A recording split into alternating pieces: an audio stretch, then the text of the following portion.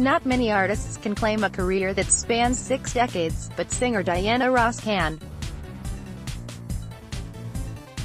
The recording artist, who turned 75 on March 26, emerged as part of the Supremes in the 1960s before going solo with a series of hits like Ain't No Mountain High Enough and I'm Coming Out. She's not quite done, either. Following a birthday tribute at this year's Grammy Awards in February, Ross hit the road for yet another tour, which she's in the midst of right now.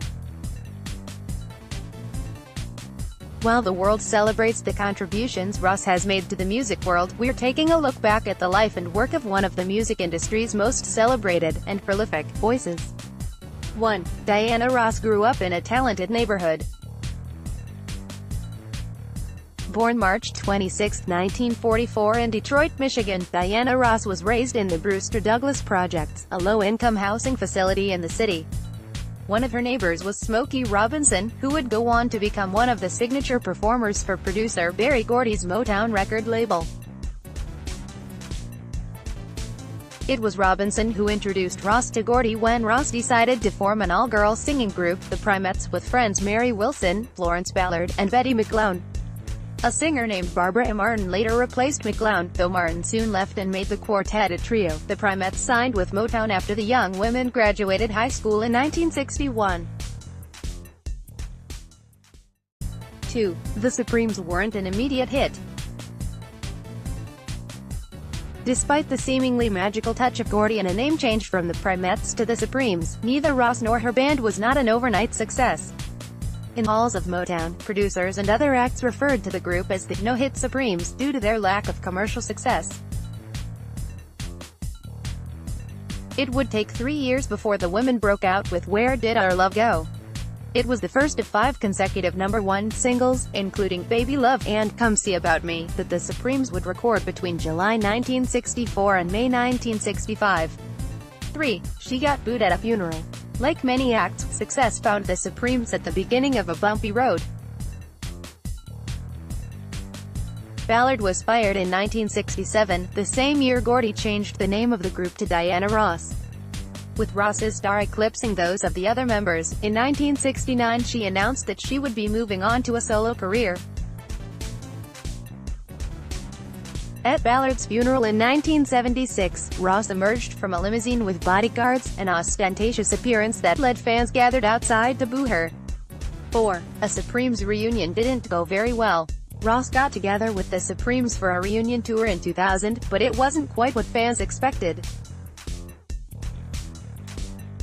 Instead of performing with Wilson or Cindy Birdsong, who was a later addition to the group, Ross opted to appear with Sherry Payne and Linda Lawrence, who joined after Ross had already left.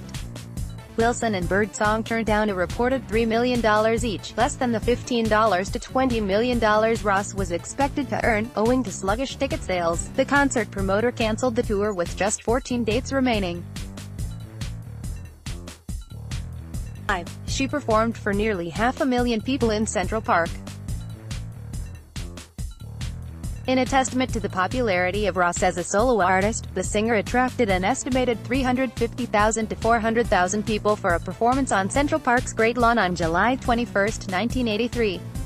The concert, which was intended to raise money for the city parks department as well as a children's playground at West 81st Street, hit a snag early when a rainstorm forced the crowd to disperse just 25 minutes into the performance. Ross tried to convince them to remain, but when the storm grew worse, she compelled them to leave in an orderly manner.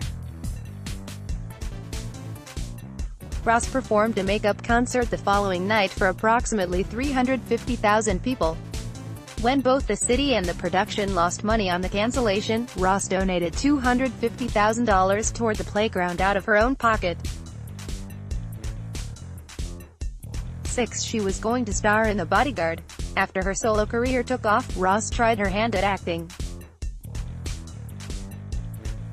In 1976, screenwriter Lawrence Kasdan wrote The Bodyguard, about the romantic entanglement between a pop star and her personal security detail. Ross was supposed to star as the singer, with Steve McQueen playing the bodyguard. The project never came together with those two actors. Instead, it was made with Whitney Houston and Kevin Costner in 1992. In real life, one of Ross's bodyguards was former bouncer Lawrence Turreau, better known as Mr. 7-8. Lost Ross album finally surfaced in 2015. One of Ross's most notable acting roles was as Dorothy in The Wiz, a 1978 reimagining of The Wizard of Oz, which was produced by Berry Gordy. Ross recorded a tie-in album, Diana Ross Sings Songs from The Wiz, which was expected to be released in 1979. After the film failed to perform at the box office, Motown canceled the album's release. It wasn't made publicly available until 2015. She won a long-overdue Grammy in 2012.